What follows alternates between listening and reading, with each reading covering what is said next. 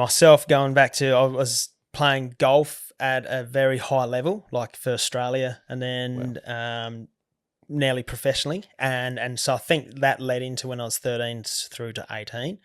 That led me into trying to get the best out of my golf game. And then when you get to like, Sepp Sarza doing good at the state and then doing good at, at the state level and then Australian level, then you're like, oh, like if I'm representing Australia, like, geez, I'm, decent. I'm pretty good. I'm half all right. Yeah.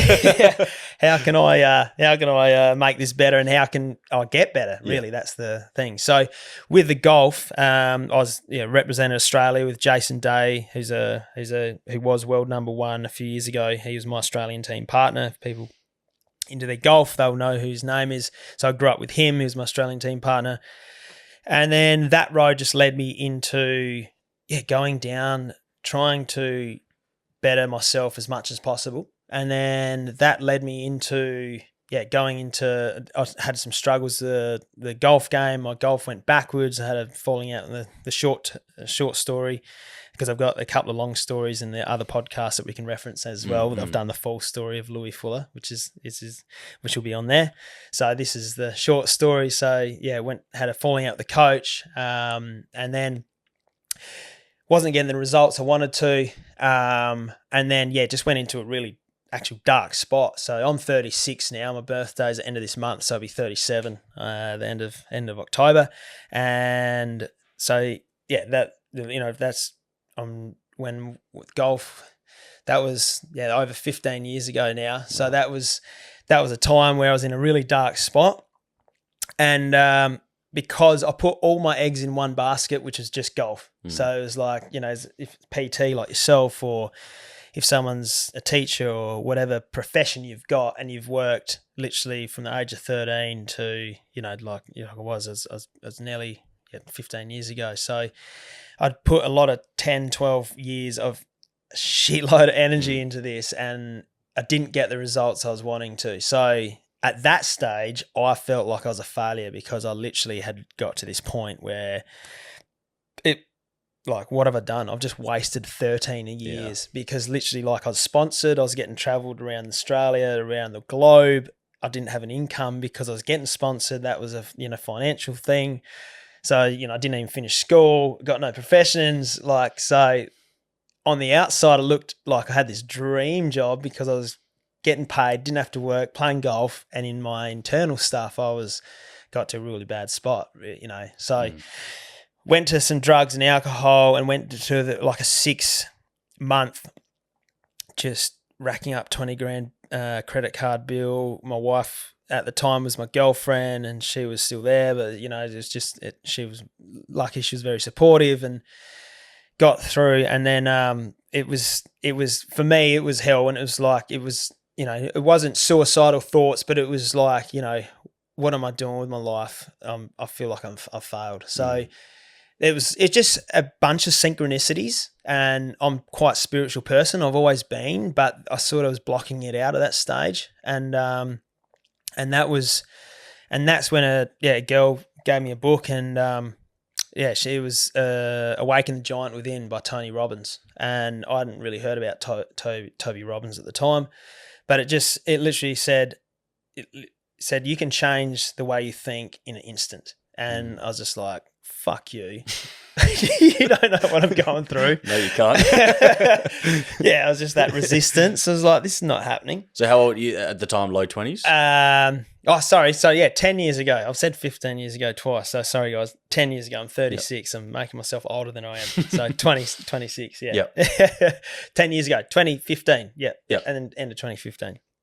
So, and I was 26, so 2 years older than you are now. Yeah. So, and I'd gone through my things. I tried to go professional golf, which didn't happen. And then it literally said, right, 10 things you're grateful for.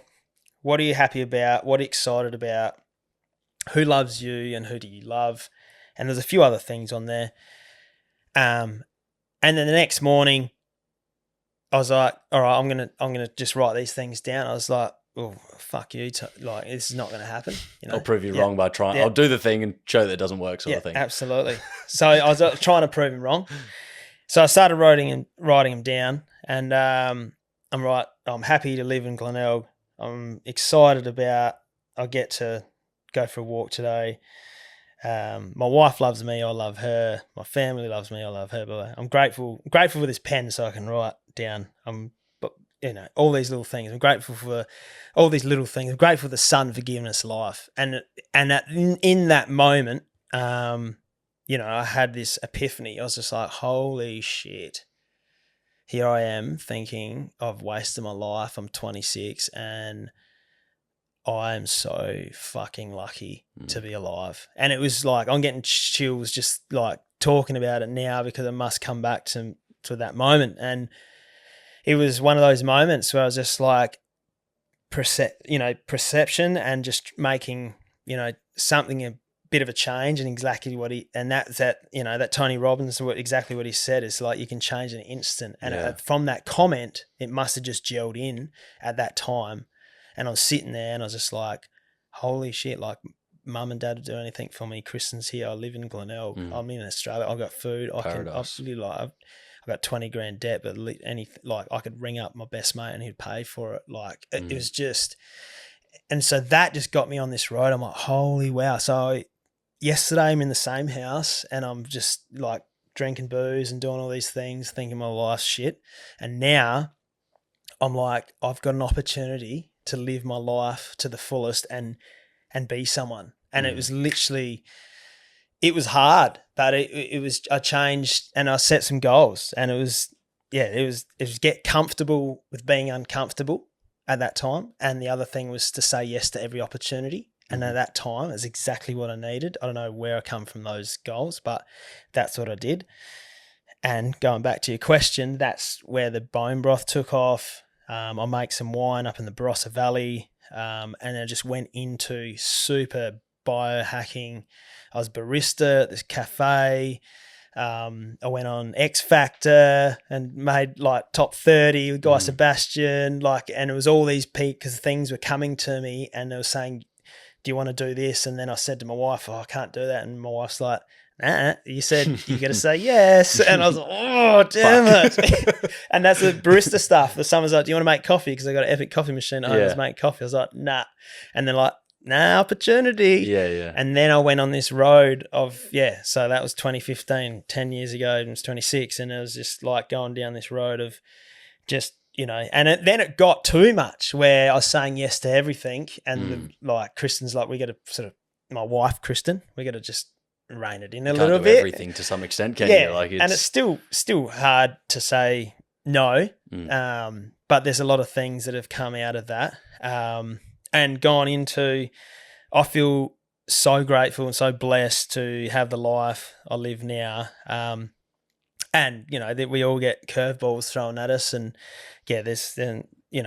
everybody has stuff that gets just absolutely thrown at you, and it's just how you deal with it. And everybody has a story, and that's where I always come from with my health coaching is everyone's got a story, and they're acting the way they're acting is because something's happened in the past and they're trying to deal with it and they're expressing to it right now. So just have patience with it. And if you can get on their level, just listen to them and just literally sit there and listen to them, they will open up enough to you can get into their world and be like, wow, I didn't realize his brother just left home and he was his best mate, and then he did something, or I didn't realize his mum left, or I didn't realize his dad was beating him up, or I didn't realize that they're financially this and that. And then you get to know their story, and then you have compassion for them. You can sit there on their level, and you sit there and you're like, wow, I understand you, man. Fuck, like, all right, yeah, let's,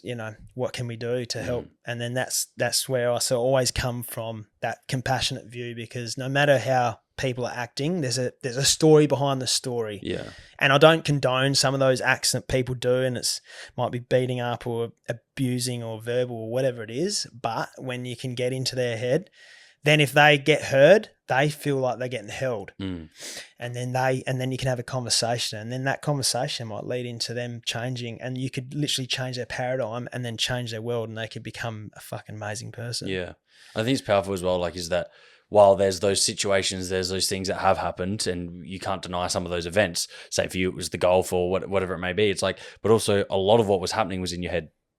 Because if it did change in a day like that, you sat there and you wrote these things down. Like there were these other things out there right in front of you, but maybe you had like you'd shut them out sort of thing because you didn't see a world without golf or whatever it may be. And it's so amazing that you can make that shift. And so for anyone that is kind of blocked up in that state right now, it's like you genuinely are like those things are there. Those options are there. A lot of those things you're sitting in your head are kind of not man-made by yourself, but they are maybe exaggerated by yourself a little bit as well.